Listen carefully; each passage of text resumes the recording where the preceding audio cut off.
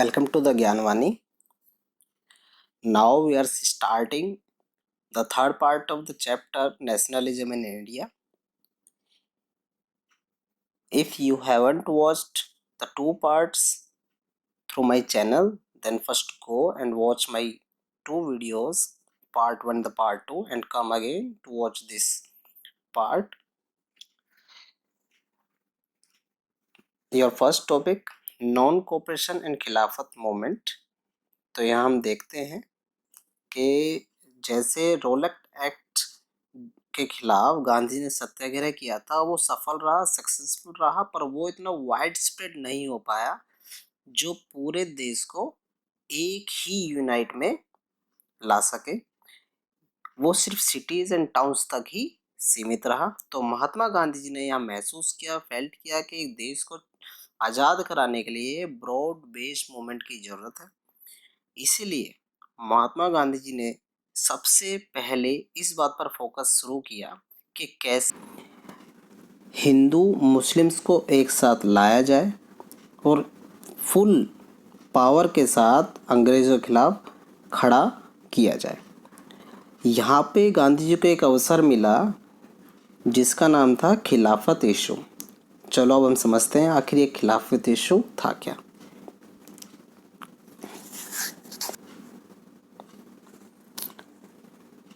खिलाफत इशू की बात करते हैं।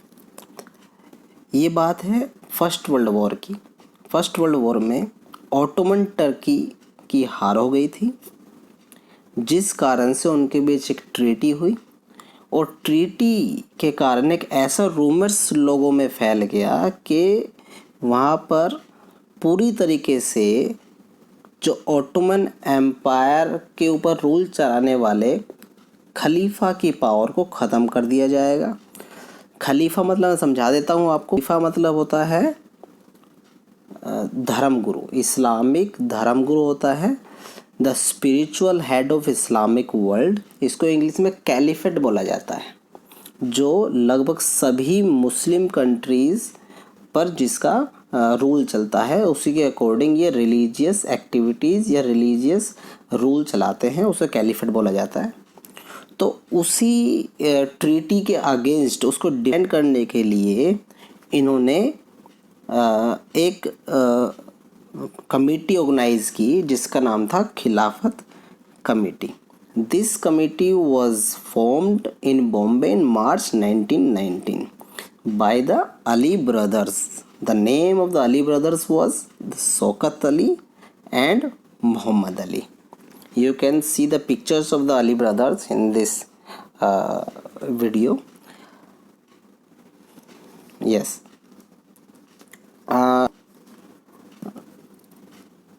उन्होंने इस मुद्दे को उठाने के लिए गांधी जी से इस बारे में डिस्कशन शुरू किया। उन्होंने गांधी जी से इस मुद्दे को उठाने की मांग की, जिससे गांधी जी काफ़ी हद तक सहमत रहे।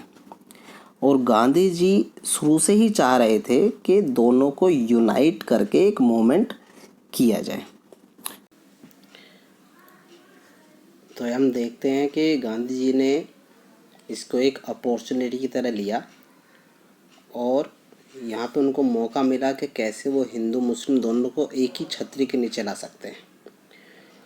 तो महात्मा गांधी ने ये बात सबसे पहले कलकत्ता सेशन, कांग्रेस कलकत्ता सेशन में रखी और वहाँ पे लोगों को समझाया, बताया कि स्वराज के लिए हमें नॉन कोऑपरेशन मूवमेंट को साथ चलना पड़ेगा। यहाँ हम देखते हैं कि नॉन कोऑपरेशन अडॉप्ट किया गया दिसंबर 1920 में नागपुर सेशन में, कांग्रेस के नागपुर सेशन में 1920 में ये अडॉप्ट कर लिया गया और यहीं से ही नॉन कोऑपरेशन मूवमेंट को आगे बढ़ाने के लिए कदम बढ़ा दिया गया। तो यहाँ पे हम पढ़ते हैं नॉन कोऑपरेशन मूवमेंट। जैसा कि हमने देखा है, नॉन कोऑपरेशन मूवमेंट की जो शुरुआत हुई वो जनवरी 1921 से हुई। इसमें लगभग हर सोशल ग्रुप ने पार्टिसिपेट किया। हर सोशल ग्रुप जिसने पार्टिसिपेट उसकी खुद की अपनी अलग एक एस्पिरेशन थी, अपना एक अलग मुद्दा था, पर लोगों ने साथ में स्वराज की मांग की और अपने तरीके से मूवमेंट को आगे बढ़ाया। जो हम इस मूवमेंट के मेन कारण की अगर हम चर्चा करते हैं तो उसमें सबसे बड़ा खिलाफत issue, रोलक act and Jallianwala Bagh. आप मेरी पहली वीडियो देख सकते हैं इसको समझने के लिए। ये मुद्दे जो आपको कोजेज में लिखने होंगे आंसर्स में। आगे हम चर्चा करते हैं कि आखिर ये मूवमेंट लोगों ने आगे बढ़ाया कैसे, लोग क्या किया इस मूवमेंट में, किस प्रकार पार्टिसिपेट किया, आखिर क्या क्या प्रपोजल्स थे। तो हम देखते हैं कि सबसे बड़ा प्रपोजल था कि नॉन कोऑपरेट, ब्रिटिश गवर्नमेंट को बिल्कुल भी सपोर्ट नहीं करना, उसके रूल के खिलाफ खड़े हो जाना, उसको सपोर्ट नहीं करना। अगर हम उसका गांधी जी कहना था अगर हम उसका साथ ना दें तो ब्रिटिश गवर्नमेंट कोलैप्स हो जाएगी। दूसरा है स्वदेशी नेशनलिज्म। स्वदेशी नेशनलिज्म मतलब है कि सब कुछ स्वदेशी अपनाना, सब कुछ स्वदेशी अपनाना, स्वदेशी चीज़ों को बनाना, देश में बनी हुई खुद के लोगों की बनी हुई चीज़ों का इस्तेमाल करना, विदेशी वस्तुओं का बहिष्कार करना।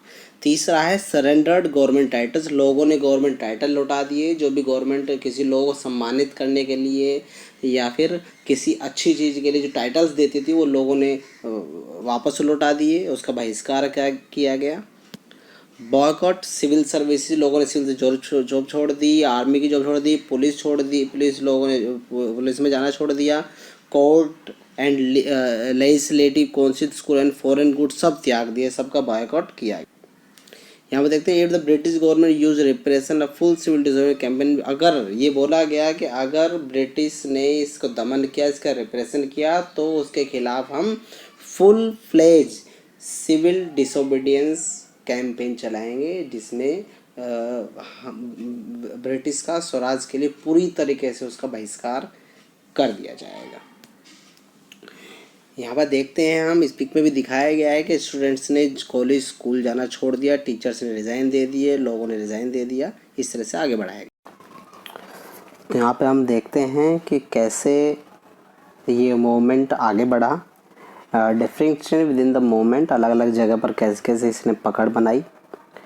तो अलग अलग सोशल ग्रुप्स ने इसमें पार्टिसिपेट किया, अलग अलग जगह के लोगों ने पार्टिसिपेट किया। वैसे उनका मुद्दा खुद का था, स्पेसिफिक एस्पिरेशन थी, पर फिर भी सबने यूनाइट होकर पार्टिसिपेट किया, जैसे हम ऑलरेडी पढ़ चुके हैं, जान चुके हैं।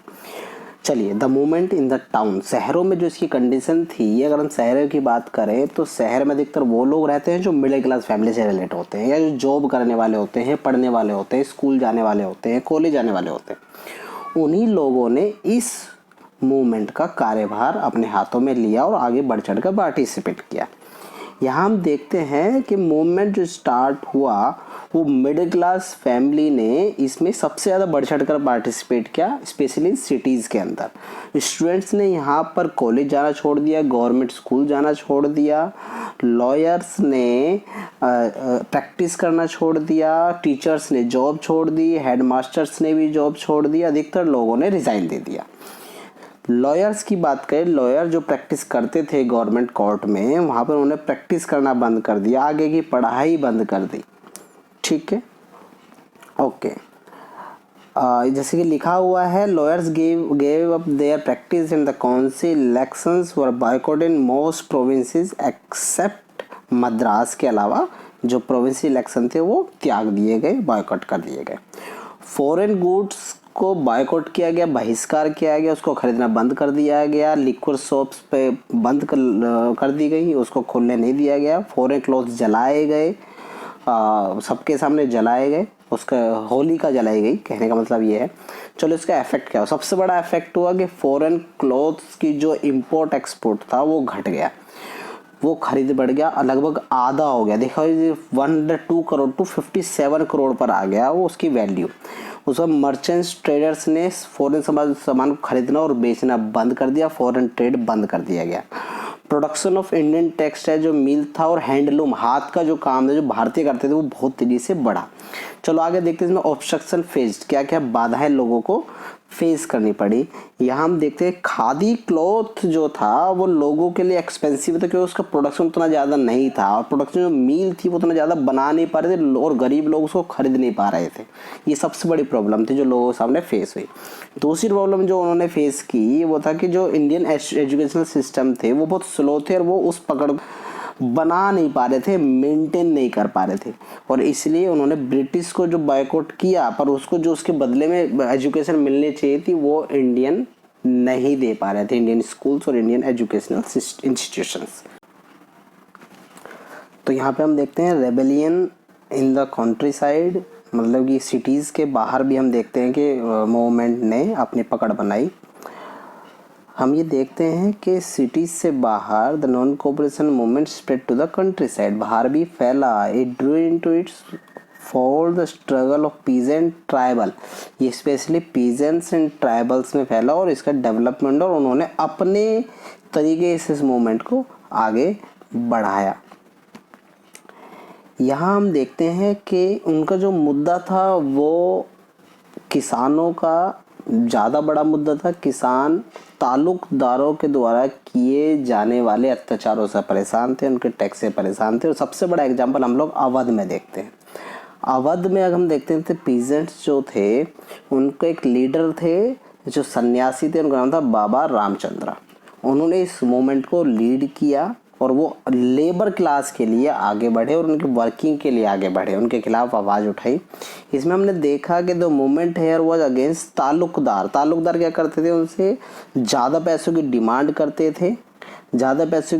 करते थे, हाई रेंट, टैक्सेस ज़्यादा लेते थे, रेंट ज़्यादा लेते और दुनिया भर के सेसेस उन पर लगाए गए। सेस मतलब अधिकतर ली जाने वाली वसूली जो बेबुनियाद थी, बिना किसी कारण के थी। ताल्लुकदार अपनी ताकत का प्रयोग करके उनसे वसूलते थे।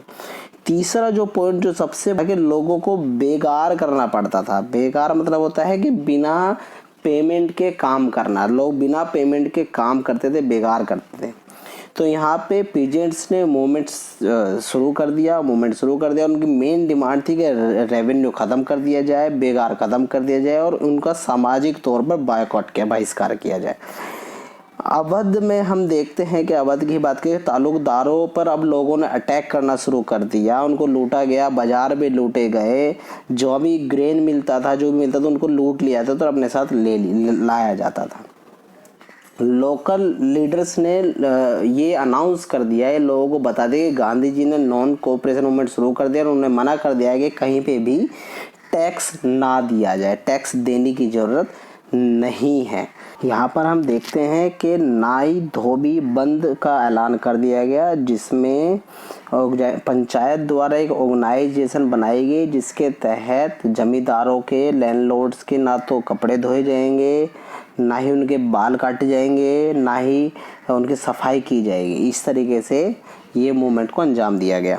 आगे बढ़ते हैं, जिसमें जवाहरलाल नेहरू और रामचंद्र सन्यासी जी ने औध किसान सभा का निर्माण किया और जिसमें अक्टूबर के अंदर किसानों को इसके खिलाफ खड़े होने के लिए अग्रसर किया, ताल्लुकदारों के खिलाफ। तो आपका नेक्स्ट टॉपिक है रिवोल्ट बाय ट्राइबल्स। यहाँ पर हम देखते हैं कैसे आदिवासी लोगों ने इस नॉन कोऑपरेशन मूवमेंट को आगे बढ़ाया। उन्होंने अपने तरीके से गांधी जी के स्वराज की मांग को, स्वराज के आइडिया को आगे बढ़ाया और उन्होंने संघर्ष किया।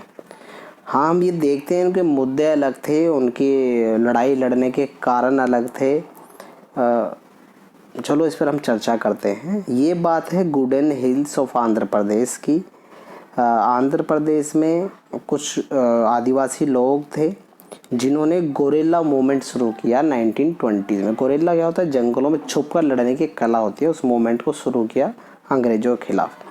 उनका मुद्दा ये था, उनकी प्रॉब्लम ये थी कि वहाँ पे अंग्रेज़ों ने, जो कॉलोनियल गवर्नमेंट थी, उन्होंने सारे फॉरेस्ट एरिया, जंगलों के एरिया को कवर कर दिया, क्लोज कर दिया, जहाँ पे आदिवासी लोग ना तो वहाँ जा सकते, ना कुछ सामान ला सकते, ना अपने जीव जंतुओं को वहाँ चरा सकते, ना ही वहाँ से लकड़ी ला सकते हैं, ना ही वहाँ से फल ला सकते हैं, जो उनके लिए एक अपमान था, मतलब एक बहुत बड़ा अपमान था। तो वहाँ पे उनका एक लीडर था जिसका नाम था आलूरी सीताराम राजू। आलूरी सीताराम राजू ही उनका लीडर था जिसने वहाँ पे नॉन कोऑपरेशन मूवमेंट को आगे बढ़ाया, लोगों में जागृति पैदा की कि जिससे वो उसके खिलाफ खड़े हो सके। हम यहाँ देखते हैं कि when the government began forcing to contribute begar, जैसे मैंने बेगार पहले ही बताया, तो वहाँ पे गवर्नमेंट उन लोगों से बेगार, ज़बरदस्ती बेगार करवाती थी। बेगार मैं दोबारा बता रहा हूँ, बिना पेमेंट के काम कराया जाता था। रोड बिल्डिंग बनाने में, हिल को काटने में, पहाड़ों काटने में उनसे बेगार कराया जाता था, बिना पैसे दिए काम कराया जाता था। एलोरी सीतारामन राजू जो था वो लीडर के तौर पर सामने आया और उसने इस मूवमेंट की कमान संभाली। ऐसा माना जाता था कि उसके पास कुछ स्पेशल पावर थी और वो भगवान से किसी प्रकार रिलेटेड था, जो भगवान से उसके पास शक्तियाँ आती थी, स्पेशल पावर थी। The rebel proclaim that it was an incarnation of God, ठीक है, जैसे मैंने अभी आपको बताया। Raju talked of the greatness of Gandhi ji, उनके गांधी जी के बारे में उन्होंने बताया और उनको सबको इंस्पायर किया कि नॉन कोऑपरेशन मूवमेंट हमें कैसे लड़ना है और जिससे हमें खादी का प्रयोग करना है और शराब पीनी ये सब त्याग देनी है। गांधी जी के अनुसार लोग उनकी बातों से सहमत हुए और उन्होंने रेबल के रूप में अपने मूवमेंट को आगे बढ़ाया। पुलिस स्टेशन पर अटैक किया, ब्रिटिश लोगों को मारा गया, ऑफिशियल्स पर भी अटैक किया गया, गोरिल्ला वॉर किया गया, जंगलों में छुपकर उनको पकड़ना बहुत मुश्किल होता था। वो ये मूवमेंट काफ़ी लंबा चला, पर फिर भी 1924 में राजू वॉज कैप्चर्ड, वो पकड़ लिया गया और एग्जीक्यूटिव फांसी पे लटका दिए गए और इस मूवमेंट को बुरी तरीके से दबा दिया गया। चलिए नेक्स्ट टॉपिक है आपका स्वराज इन द प्लांटेशन।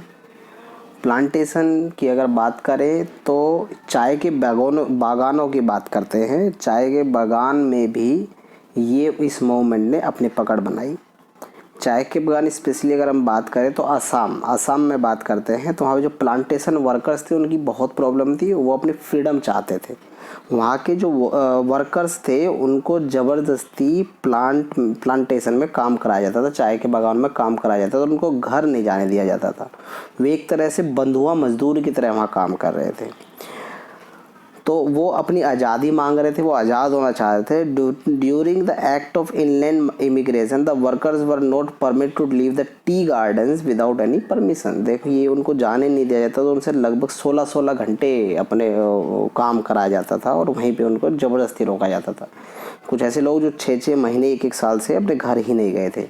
तो जैसे ही पर अब उन्होंने सुना कि नॉन कोऑपरेशन मूवमेंट खड़ा है और उठ गया है, लोगों में असहयोग आंदोलन खड़ा हो गया है और गांधी जी ने ये शुरू किया है, तो उन्होंने इसका साथ देने की कोशिश की और इसके साथ उन्होंने तय किया कि हम इस मूवमेंट को आगे बढ़ाएंगे और ब्रिटिश से लड़ेंगे।